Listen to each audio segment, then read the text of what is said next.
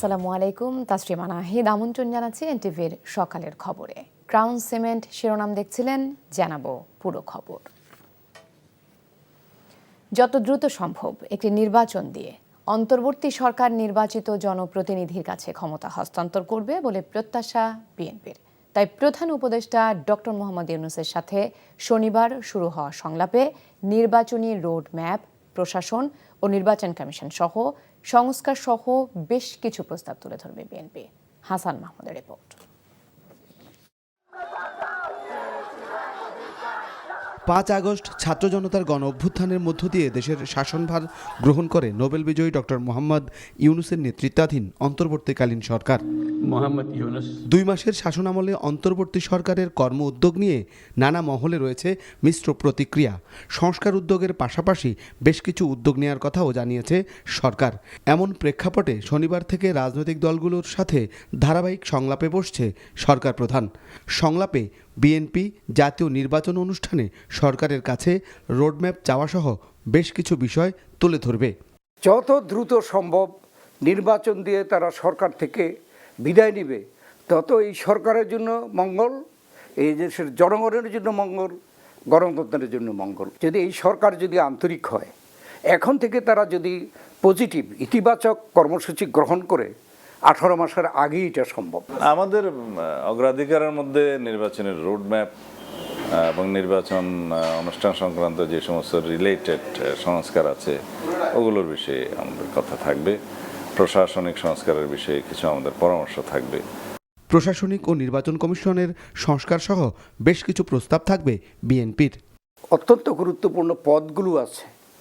আমরা দেখতে পাচ্ছি যে 2 মাসে আমরা যে প্রত্যাশা করেছিলাম, এই সরকার সেই ক্ষেত্রে সেই পরিমাণ সংস্কার করতে পারে নাই। যেহেতু এখনো পর্যন্ত দেখা যাচ্ছে যে প্রশাসনের বিভিন্ন ক্ষেত্রে যারা বসে আছে তারা হচ্ছে সাবেক ফেসিবাদের দোসর, এবং তারা এই সরকারকে খুব বাধা সৃষ্টি করছে বিভিন্ন তাদের কর্মসূচি, কর্মপরিকল্পনা বাস্তবায়নে, সেটা আমরা মনে করি। নেতারা বলছেন ছাত্র জনতার আকাঙ্ক্ষাকে ধারণ করে সামনে এগিয়ে যেতে চায় BNP. Hasan Mahmud, NTV news, Dhaka.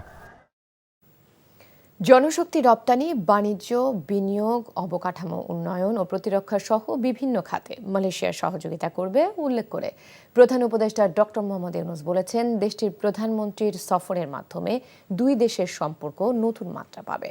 আর স্বচ্ছতা নিশ্চিত করে বাংলাদেশ থেকে মালয়েশিয়ায় প্রয়োজনীয় কর্মী নেওয়া হবে বলে জানিয়েছেন দেশটির প্রধানমন্ত্রী আনোয়ার ইব্রাহিম।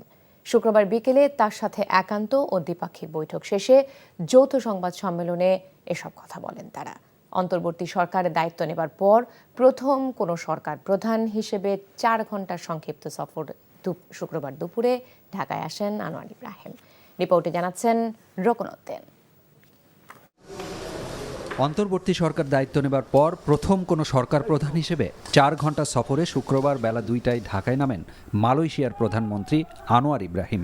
2 দিনের পাকিস্তান সফর শেষে দেশে ফেরার পথে তার এই সংক্ষিপ্ত সফর। হযরত শাহজালাল বিমানবন্দরে তাকে অভ্যর্থনা জানান প্রধান উপদেষ্টা ডক্টর মোহাম্মদ ইউনূস। দেয়া হয় গার্ড অব অনার। সেখান থেকে প্রধান উপদেষ্টা ও মালয়েশিয়ার প্রধানমন্ত্রী একই গাড়িতে চেপে যান রাজধানীর একটি 5 তারকা হোটেলে। সেখানেই বেলা 3:30টায় একান্তে বৈঠক হয় প্রধান উপদেষ্টার সাথে। বৈঠকে বাংলাদেশ থেকে জনশক্তি রপ্তানি, বাণিজ্য ও বিনিয়োগ, অবকাঠামো উন্নয়ন সহ নানান বিষয়ে আলোচনা হয়। এরপর একই স্থানে হয় দ্বিপাক্ষিক বৈঠক। অংশ নেন 2 দেশের সরকারের ঊর্ধ্বতন ব্যক্তিরা। বৈঠক শেষে 2 দেশের সম্মিলিত সংবাদ সম্মেলনে পুরনো বন্ধুকে স্বাগত জানিয়ে ডক্টর মোহাম্মদ ইউনূস বলেন, গণ অভ্যুত্থানে ছাত্র জনতার আত্মত্যাগ ও বিগত সরকারের গণহত্যা নিয়ে জানানো হয়েছে মালয়েশিয়ার প্রধানমন্ত্রীকে। We broadly had discussed 3 core areas of cooperation: political, trade and investment, cultural and humanitarian. We discussed the issue of safe repatriation of the forcibly displaced Myanmar nationals to Myanmar. We requested the Prime Minister to persuade Rohingya repatriation issue in ASEAN fora. We also discussed the possibility of increasing workers and professional intake from Bangladesh and multiple entry visas for them. আর বাংলাদেশের সাথে সম্পর্ক আরও জোরদার হবে, কর্মী নেবার ক্ষেত্রে স্বচ্ছতা নিশ্চিত করা হবে বলে জানান মালয়েশিয়ার প্রধানমন্ত্রী। I believe your effort to ensure that this new Bangladesh is Bangladesh which is such vibrant democracy and respect the rights of every single citizen in the country. Can we deny, therefore, the role of Malaysian professionals, and to an extent, the role of many Bangladeshi workers? Now, that is why when you appeal for us to consider the issue of 7,000 or more who were duly registered but then lost that opportunity because of the political development and uprising here. সেখান থেকে বেলা 5:30টায় আনোয়ার ইব্রাহিম যান বঙ্গভবনে রাষ্ট্রপতি মোহাম্মদ শাহাবুদ্দিনের সাথে সাক্ষাৎ করতে। এ সময় দুদেশের স্বার্থ সংশ্লিষ্ট নানান বিষয়ে আলোচনা হয়। বঙ্গভবন থেকে মালয়েশিয়ার প্রধানমন্ত্রী সহ সফর সঙ্গীরা যান হজরত শাহজালাল বিমানবন্দরে। আর সন্ধ্যার পর দেশের উদ্দেশ্যে ঢাকা ছাড়েন মালয়েশিয়ার প্রধানমন্ত্রী। রকনউদ্দিন, NTV নিউজ, ঢাকা। হোয়াটসঅ্যাপ কথোপকথনে জনপ্রশাসনের সিনিয়র সচিব মোখলেসুর রহমান, যুগ্ম সচিব জিয়াউদ্দিন ছাড়াও স্বাস্থ্যসেবা বিভাগের সিনিয়র সচিব M আকমল হোসেন আজাদ, যুগ্ম সচিব KM আলী আজম এবং তানভীরের নামে নিয়োগ বাণিজ্য সহ আরও অভিযোগ আছে। তাদের সুপারিশের বিভিন্ন মন্ত্রণালয়ে অসংখ্য আওয়ামী লীগের সহযোগীদের পদায়ন ও পদোন্নতি দেওয়া হচ্ছে বলে তথ্য রয়েছে। নিয়ামুল আজিজ সাদেকের রিপোর্টে আজ দেখুন শেষ পর্ব। ডিসি নিয়োগ বাণিজ্যে অন্যতম মাস্টারমাইন্ড KM আলী আজম। ছাত্র জনতার বিপ্লবের পর 19 আগস্টে জনপ্রশাসন মন্ত্রণালয়ে যুগ্ম সচিব পদে নিয়োগ পান। গভর্নমেন্ট অর্ডার তৈরি করা নিয়োগকৃতদের সঙ্গে সমন্বয় বিষয়ে মোবাইল কথোপকথনে প্রমাণ মেলে। এ কাজে বাধা হয়ে দাঁড়াতে পারে এমন ব্যক্তিদের সরিয়ে দেওয়ার জন্য যুগ্ম সচিব আলী আজম ও জিয়াউদ্দিন একসঙ্গে কাজ করেছেন। অন্যতম উপদেষ্টা আলী ইমাম মজুমদার এবং প্রধান উপদেষ্টার অ্যাডমিনের মহাপরিচালক আহসান কিবরিয়াকে কোনো কাজের জন্য দায়ী করার বিষয়েও বলতে দেখা যায়। ঢাকার ডিসি হিসেবে নিয়োগ বিষয়ে সুপারিশ করতে তানভীর নামে একজনের সঙ্গে KM আলী আজমের ঘনিষ্ঠ কয়েক দফা বৈঠক করতে দেখা যায়। এই তানভীরের চাহিদা অনুসারে ঢাকার ডিসি হিসেবে নিয়োগ পান শেখ হাসিনা সরকারের আইন সচিব আবু সালেহ মোহাম্মদ জহিরুল ইসলামের একান্ত সচিব তানভীর আহমেদ। রেলপথ মন্ত্রণালয় থেকে স্বাস্থ্যসেবা বিভাগের সচিব হিসেবে 20 আগস্টে বদলি হওয়া আকমল হোসেন আজাদ ছিলেন তাদের আস্থাভাজন। পরে যদিও তাকে চাপে রাখার কৌশল হিসেবে অফিসারদের উস্কে দেওয়ার কথা বলেন জনপ্রশাসনের সিনিয়র সচিব। বিধিবদ্ধ কমিটি কয়েকজন সচিবের নেতৃত্বে 56 জন আওয়ামী লীগ সমর্থিত ডিসি নিয়োগ নিয়ে প্রতিবাদ করায় 16 বছরে বঞ্চিত এবং ছাত্র আন্দোলনের সমর্থকদের 8 জনকে গুরুদণ্ড দেওয়ার সুপারিশ করেন Akmal Hossain Azad. Niamul Aziz Sadek, NTV news, Dhaka. BNP chairperson Begum Khaleda জিয়াকে 2013 সালের ডিসেম্বরে গুলশানের বাসা থেকে মার্চ ফর ডেমোক্রেসি কর্মসূচিতে যেতে বালুর ট্রাক দিয়ে বাঁধা ও হত্যা চেষ্টার অভিযোগে শেখ হাসিনা সহ 113 জনের বিরুদ্ধে মামলা হয়েছে। কৃষক দলের এই নেতা গুলশান থানায় বাদী হয়ে এই মামলা করেন। পুলিশ জানায় দ্রুতই তদন্ত করে জড়িতদের বিচারের আওতায় আনা হবে। মেজবা হাসান জানাচ্ছেন বিস্তারিত। এই রক্তের গঙ্গা বইছে এই রক্তের গঙ্গার উপর দিয়ে তিনি তার নৌকা পাড়ি দিয়ে তিনি ক্ষমতায় বসবেন, সেই কথা আব্দুর রাশা সেটা ভুলে যেতে বলেন। ক্ষমতা দেখব কতদিন আটকে রাখতে পারেন, চলবে যতদিন এরকম করবেন আমাদের কর্মসূচি চলবে। 2013 সালের 29 ডিসেম্বর একতরফা নির্বাচন ঠেকাতে ও গণতন্ত্র প্রতিষ্ঠায় মার্চ ফর ডেমোক্রেসি কর্মসূচি ঘোষণা করে বিএনপি। কেন বাধা দিচ্ছেন? বিএনপিকে ঠেকাতে রাজধানীর গুলশানে দলের চেয়ারপারসন বেগম খালেদা জিয়ার বাড়ির সামনে শেখ হাসিনার নির্দেশে 14টি ট্রাক ও পিকআপ ভ্যান রেখে বিএনপির নেত্রীকে অবরুদ্ধ করে রাখে আইনশৃঙ্খলা বাহিনী। আজকে রক্তের সাগরের নৌকায় চড়ে উনি হাওয়া খেতে যাচ্ছেন। দেখতে পাবেন কদিন পরেই তার পরিণতি কোনো শুভ হবে না। এর পরিণতি হবে অত্যন্ত ভয়াবহ এবং কঠিন।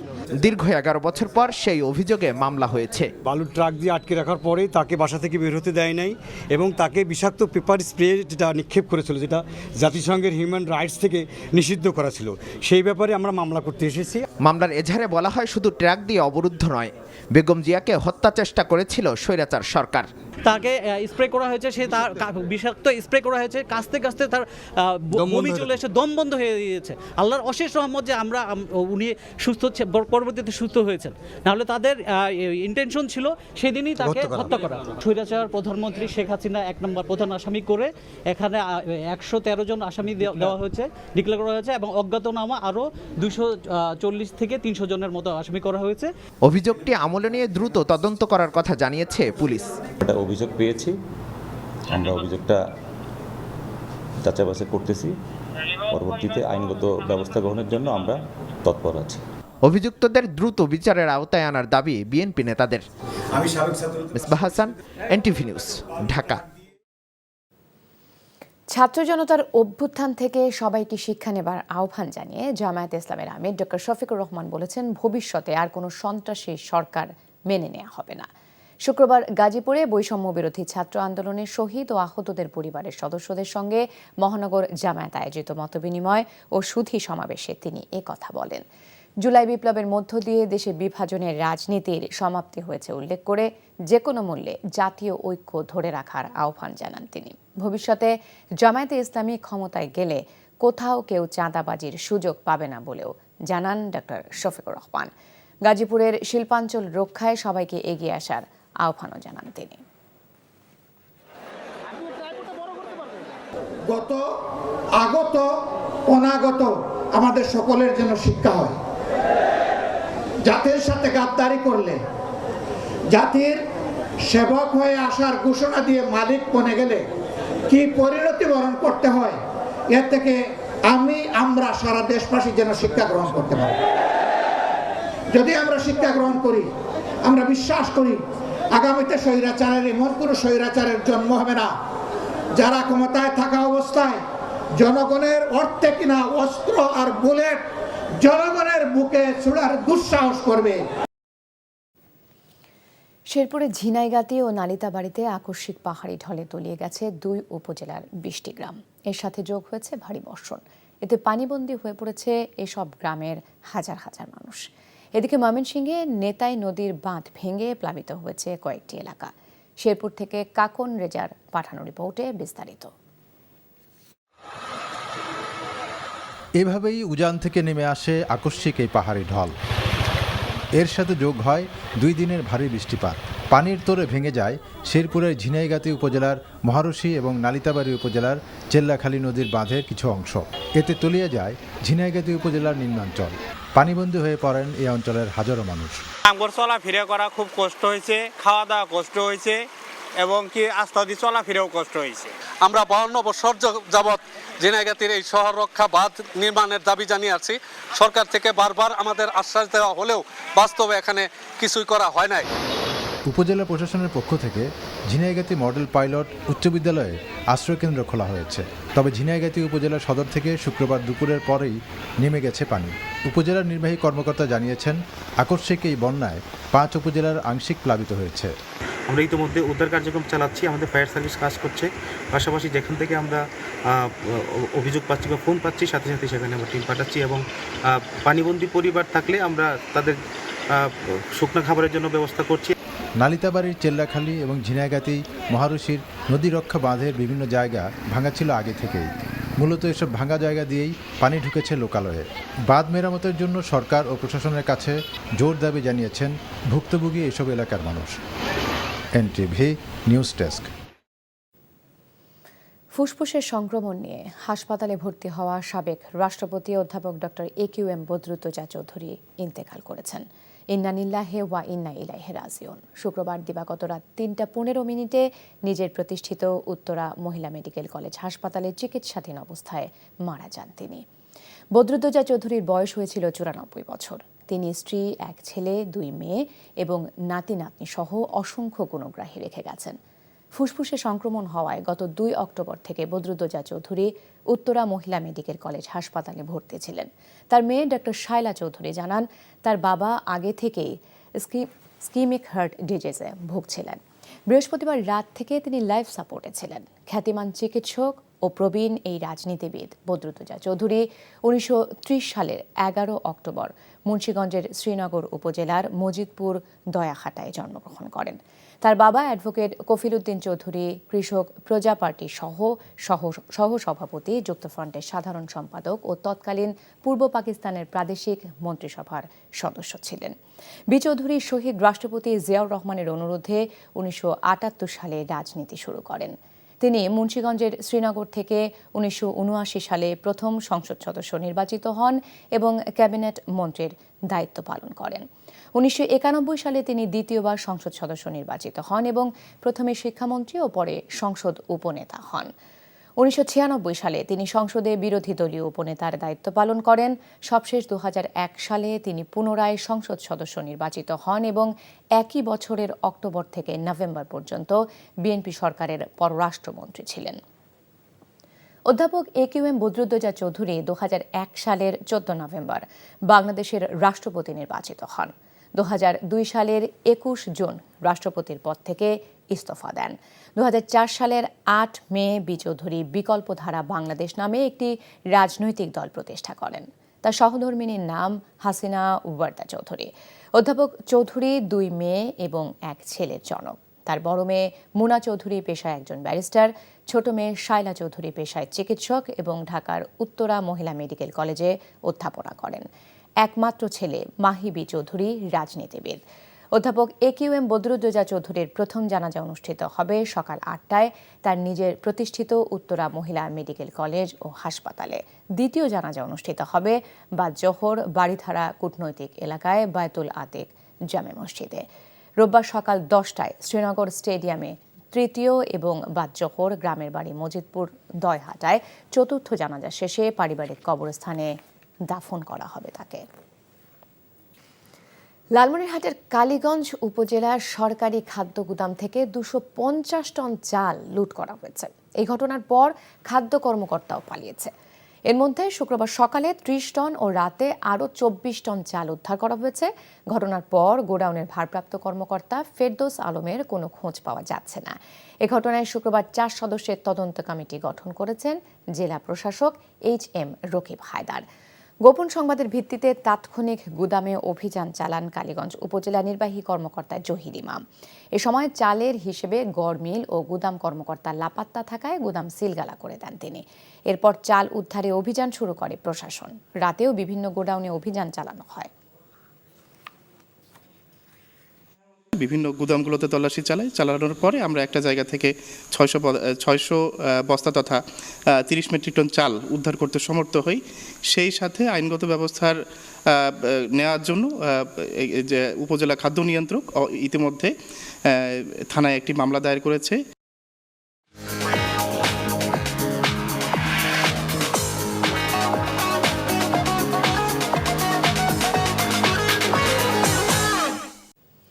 নগদ নিবেদিত অর্থনীতির খবর।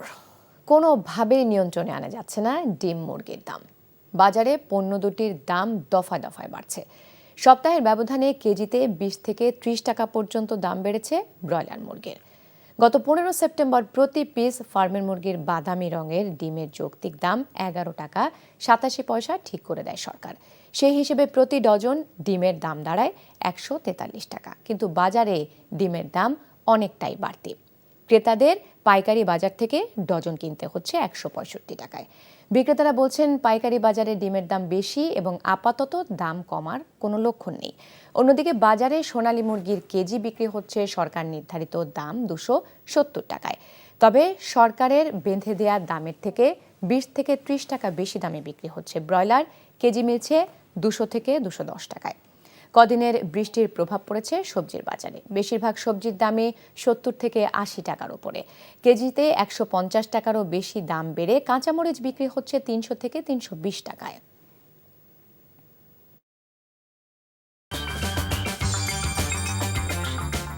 এই ছিল সকালের খবরে। এই খবরের ভিডিও সহ আপডেট জানতে ভিজিট করুন এনটিভি অনলাইন www.ntvbd.com। এছাড়াও এনটিভির জনপ্রিয় সব অনুষ্ঠান ও খবরের আপডেট জানতে ভিজিট করুন আমাদের ইউটিউব ও ভেরিফাইড ফেসবুক পেজে। এতক্ষণ সাথে থাকার জন্য ধন্যবাদ সবাইকে।